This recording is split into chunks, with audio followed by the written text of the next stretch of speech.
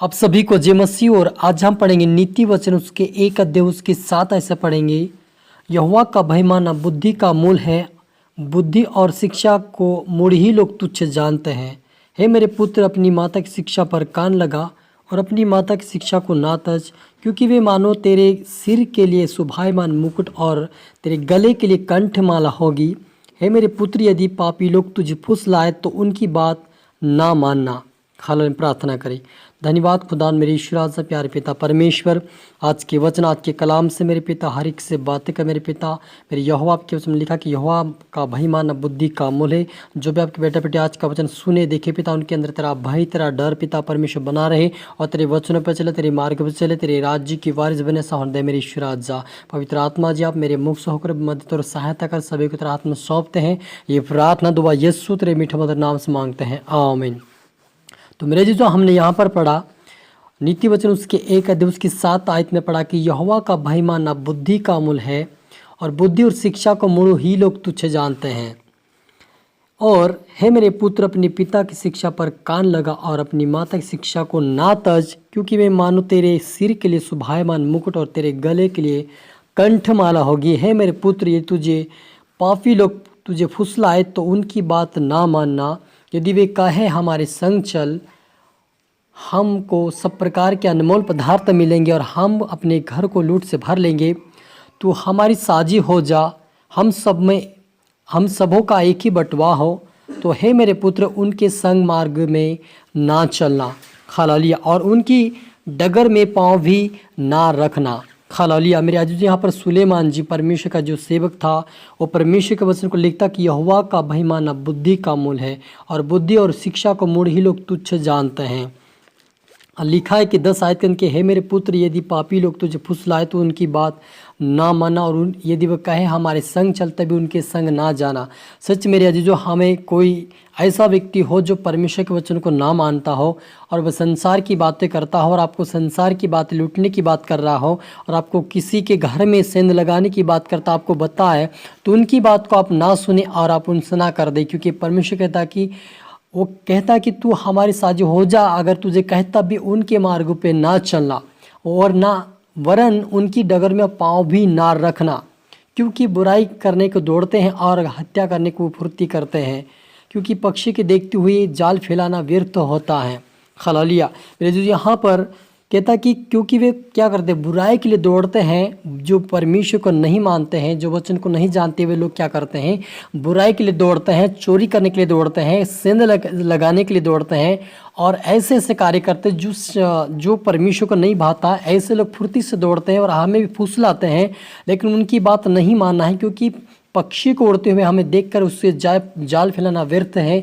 यानी कि सुलेमान जी कहता है कि हमें परमेश्वर का वचन हमारे जीवन में आ चुका है और फिर भी हम उससे क्या करेंगे, उस वचन को दूर करके हम अपनी इच्छा के अनुसार चलेंगे तो हम व्यर्थ ठहरेंगे, हमारा परमेश्वर के सम्मुख रहना व्यर्थ हो जाएगा। लेकिन यदि हम उस वचन को सुनकर ग्रहण करेंगे, उसके वचनों पर चलेंगे और हत्या करने से चोरी करने से दूर रहेंगे, तो परमेश्वर कहता है कि तुम्हें लाभ होगा और तुम यहोवा के भय को जान सकोगे, तुम्हें यहोवा की बुद्धि ज्ञान मिलेगी।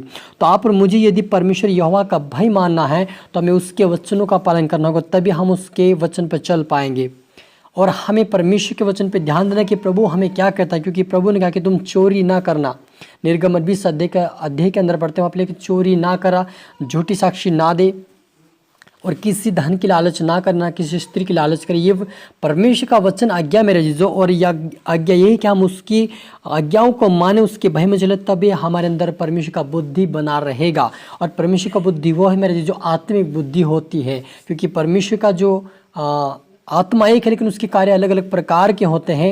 बुद्धि की आत्मा, समझ की आत्मा, प्रेम की आत्मा, ये क्या है, आत्मा एक, लेकिन उसके कार्य है। जैसे हमारे शरीर में अलग अलग अंग है, वैसे परमेश्वर की बुद्धि की आत्मा आपको और मुझे ज़रूरत है, ताकि यदि हमारे अंदर परमेश्वर की बुद्धि की आत्मा होगी तो हम परमेश्वर के डर भय में चलेंगे, उसकी इच्छाओं को पूरी करते हुए हम उसके राज्य के वारिस बनेंगे। इसलिए मेरा जी, जो आज का वचन हमें यही सीख देता है कि हमें बुराई के मार्ग पे नहीं चलना है, हमें किसी चोरी करने वाले के संग नहीं चलना है, उनके डगर पे पैर भी नहीं रखना है हमें, लेकिन उनसे हमें भाग कर जाना है, हमें उससे भागना है ताकि वो उनके संग हमारी उससे वैसी आदतें हो जाएगी। यदि हम चोरी करने वाले के संग घूमेंगे तो हम चोरी करने लग जाएंगे, क्योंकि उनका जो स्वभाव है हमारे अंदर आ जाए। इसलिए प्रभु कहता है कि तुम मेरे लोगों की संगति में जाओ, यानी हमें परमेश्वर के लोगों की संगति में जाना है, उनसे शिक्षा लेना है, ताकि उनके अनुसार हम चलकर परमेश्वर में आगे बढ़ सके। हालेलुया। और हम बुराई से दूर रह सके, क्योंकि परमेश्वर की एक ही इच्छा मेरे जो कि हम उसकी इच्छाओं पे चले, उसकी इच्छाओं को पूरी करें। हालेलुया। और लिखा है कि और ये लोग तो अपनी ही हत्या करने के लिए घात लगाते और अपने ही प्राण की घात में रहते हैं। सब लालचियों की चाल ऐसी होती है, उनका प्राण लालच के कारण नष्ट हो जाता है। हालेलुया। मेरे जीजू क्या करता है, जो चोरी करने वाले व्यक्ति होता है, जो सेंध लगाने वाला होता है, जो टेढ़ी मार्ग पे चलता है, जो निर्दोष लोगों को दोषी ठहराता है, ऐसे लोग क्या होता है कि वो अपनी ही इच्छा के अनुसार चलते हैं और वह हत्या करने के लिए दौड़ते हैं, और वे क्या करते हैं, अपने ही प्राण के लिए नष्ट के कारण हो जाते हैं। हालेलुया। इसलिए मेरा जीजो आप और मुझे अपने ही प्राण के नष्ट कारण ना बने और अपने ही प्राण को अपना जीते जी अधोलोक में ना डालें, क्योंकि परमेश्वर ने आज हमें आप और मुझे मौका दिया था कि हम उसके मार्ग पे, उसके वचन पर चलते उसके राज्य को प्राप्त करें। इसलिए आप और मुझे अपने जीवन को नष्ट नहीं करना है, लेकिन परमेश्वर के हाथ में देना है, ताकि उसकी इच्छा के अनुसार हम जीवन व्यतीत करते हुए उसके राज्य की वारिस बने और परमेश्वर के राज्य में भी अच्छा प्रतिफल पाए और पृथ्वी पे भी अच्छा प्रतिफल पाकर उसके राज्य की वारिस हो सके। क्योंकि परमेश्वर एक ही इच्छा मेरे जीवन से चाहता है कि हम अपने आप को नष्ट ना करें, लेकिन परमेश्वर की इच्छा पर चले। क्योंकि यदि प्रभु का वचन है कि ये तुम मेरा मंदिर हो, यदि कोई इसे नष्ट करेगा तो मैं भी उसे नष्ट करूँगी, ये परमेश्वर का वचन कहता है। यदि हम हमारे शरीर को दुनिया की चीज़ों पे लगाएंगे, उसके लिए नष्ट करेंगे, तो परमेश्वर आप और मेरी आत्मा को नष्ट करके नरक में डालेगा। इसलिए हमें शरीर को बचाए रखना है, पाप से बुराई से बचाकर हमें पवित्रता में रखना, ताकि उसके द्वारा हमारा आत्मिक जीवन भी बचा जाए और उसके राज्य की वारिस बन जाए। हालेलुया। हम प्रार्थना करें।